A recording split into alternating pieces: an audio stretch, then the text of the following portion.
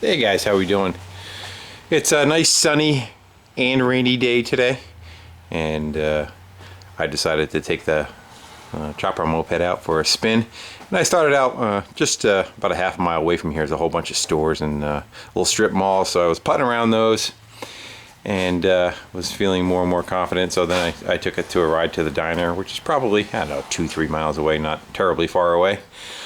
But while I was there, the black clouds started rolling across, and of course, by the time I got out of there and I waited, it was downpouring. I waited for the downpouring part of it to stop, but I still had to ride it home in the soaking wet roads.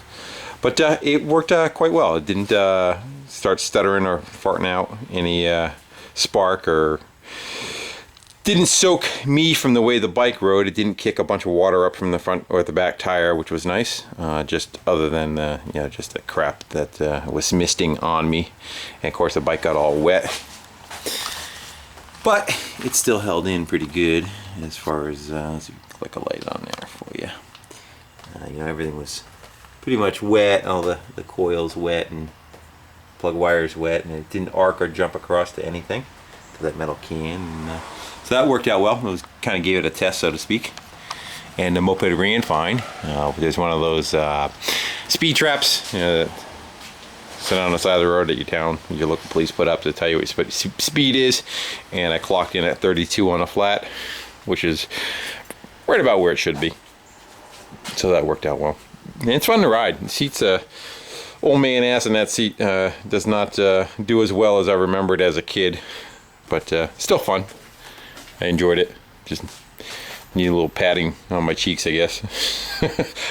Somewhere I have another seat that's got more of a curve to it than a flat like that, and I'll continue to look for that or another one, and I'll swap it out. But for now, that's what I'm staying with. Then this little Chinese quad came back. There was a friend of mine's who I steered him to it at a yard sale, and of course I had to do a bunch of stuff to it, and it had a problem where the front sprocket and the rear sprocket were not lining up. I kept throwing the chain, and it had no chain on it, a broken chain on it when we got it. And what I noticed is the motor had done this. They just supported it on the top and the bottom, and you could actually see somebody had welded it once before, but the motor was tilted on an angle. Of course, it kept throwing the chain. So I actually ended up cutting both mounts free, re-squaring the motor, re-welding it up, and they ran it for maybe, I don't know, maybe a couple of miles, and it started throwing the chain again. And I looked back at it again, and the motor had moved once again. So I took a pry bar, I pried the front of the motor straight. It's only supported on the back 2 locations. There's a mount right there. It's gonna be hard for you to see. Let's see. I don't know if you can see where down below it's welded back on again. And again, they have another mount on top. You can see where the weld is right there. So I cut both of those free, re-welded them back on, but it's kind of a shit design because they did not support the front of the motor anywhere, and those 2 mounts just kind of allow it to go bend and twist, being a Chinese quad. So as a last-ditch effort, what I did was I added one more bracket. I came off a head bolt in the front there, and then came to the frame, and hopefully that'll hold it. If it rips the head apart or whatever it does, there's not really too much more I could do for this, unfortunately. So that's why they sold it at the yard sale, probably. And I ran it around, did some donuts and stuff in the yard. Actually, I should have done a video with that. It's kind of funny because I don't fit on that very well. But they have a kid that's I think he's 10 years old, right around there, and he's probably 60 pounds soaking wet. So for him, it actually fits pretty good instead of my 200-pound carcass trying to ride the thing. And the other part, what happens too, is when the suspension travels, the chain goes from tight to really loose. They didn't really kind of do a very good job at matching the pivot point. That should probably be more of a straight line to start with, instead of it goes uphill. So when the suspension travels, the chain gets really loose. I'll show you. Now the chain's tight right now. And then you push. I'm getting this when you push down on it. See all that slop that's in it? Which allows it to kind of pop off of there too. So not a great design, but trying to do the best we can with what they they built, and if that motor doesn't twist anymore, hopefully it'll stay on. Again, I ran it around the yard for a little while and it did stay on, but no promises. If not, it might turn into something else. And I was at that truck show where I did those funky videos of just some weird vehicles. And hold on 1 second. While I was there, an older gentleman came up to me. His name was started with an R. Richard, I think it was Richard, and he had a bunch of VW stuff. He had some Corvair stuff, and I'm trying to do phone tag with him. One of the things he said is he had a complete transmission, transaxle, everything out of a '66 VW bus. It was supposed to be good when it was pulled. You want it, you can have it for $100.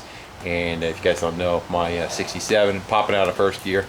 VW Darren said he had a trans for me. That was done, and that is down in Florida, and that's a little later that I would be seeing him. And we have a show that's coming up, Transporter Fest. It's in Brookline, Mass, at the Museum of Transportation, and it's a VW bus show. And I kind of wanted to bring the bus and the boat, the wooden boat behind me for that show. It's kind of the grand finale for the summer, and having a first gear that's really getting bad, I wanted to have the capacity to do so. So I went over to go grab the transmission and transaxle. This is the setup and how they come. The older buses have what's called a swing axle, which basically what you're looking at here is you don't see any shaft that's spinning. The axle is actually inside this tubing, and they have gear reduction boxes on the end. That's what this is called.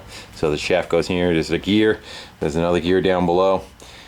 To get this apart, well, I should back up. The idea was hopefully I would get the whole assembly, and I would just be able to pop it in and maybe change some brake components over and whatnot.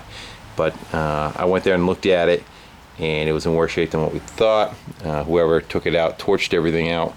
This is your suspension right here, and where it would attach. And of course they started breaking off bolts, and they re-welded them, so that's why they cut them off with a torch. So all this is already boogered up and shot anyway. So it went from being an easy process of saying maybe I can go get my bus fixed and tow the stuff before I got that transmission from Darren. It turned into one of those nightmares. Anyway, I asked him what he wanted for. He said take it for $50, so I took it anyway. How this comes apart is you got to get that brake drum, that nut off, that brake drum off. Then on the inside there is, I don't think there's another nut, but there's a clip on the shaft. So once you release that clip, then you could pull the assembly away, but none of it wants to come apart. The nut didn't want to come off. I had to heat it and use a 3/4 inch impact, electric impact, to get the nut off. Then I put a puller on it, as you can see, and then once I have no part of that drum does not want to come off. So basically nothing just wants to come apart. To get all this to the trans, you got to get this to slide away, because behind here is like a circlip that will allow you to remove the drive axle, and then you can get the trans apart. None of it's having it though. It just does not want to come apart. So that may or may not be what's going to go in this bus. I may just wait and see what Darren has and go from there. But again, it was just I figured for the $50, if I needed something, don't forget I have the single cab too. I don't know what that's going to need for brake drums or any components or whatnot, so I figured if I had the whole assembly, it would be worth it. It seems like it goes through all the gears. Don't know. I don't know what to make of it, but I figured I'd try. The nose cone seemed okay, other than the leaf that's stuck to it, but I gotta get a gasket set for it now anyway to go and reassemble it, so it's gonna take more time than I thought, but that's what I have there. Alright, off with that. Mama's been complaining about her 4Runner when it gets wet out. It's wet out.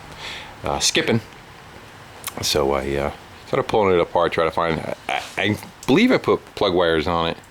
not all that long ago, probably 40,000, something like that. I didn't really think I'd have an issue with that. Pulled the plugs. The plugs looked okay. I didn't see anything funky. You know, they don't have a ridiculous gap. They run a fairly large gap on these things anyway, like 60 thou.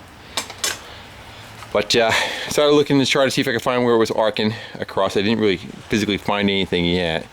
So what it has is it's just coil packs. There's 3 coil packs on this side, and then they run a jumper to the other cylinder. That'd be those 3 going across.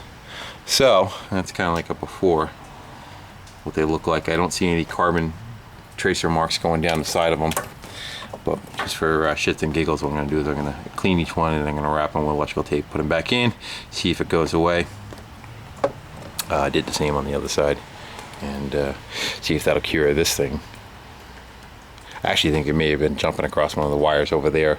There was 2 of them laying across each other with that funky looking kind of flat. Yeah, it loses its shine and it gets like that flat look to it, and that may be where it was arcing out. So, you know, you just can't get 300,000 miles out of a car set of wires anymore. So that's what's going on with that. What else I got to talk about? Anything? Oh, really? I wish the weather would break. Again, it was bright sunny. I went for a ride, and then it went to like a torrential downpours. If you look at the sky there, the camera's picking it up, but it's kind of like light over there. You can see the poofy clouds coming across. And as you pan that way, she's getting dark. Yesterday we had a big storm come through, kind of took out a bunch of trees. We're coming home from a farmer's market, and we had to change our route a couple of times from trees going down. And again, maybe something else just kind of went on now by the sound of it. So guys, I will stop yapping. Again, thanks for watching, comment, and subscribing, and we'll talk to you later. Take care. Bye.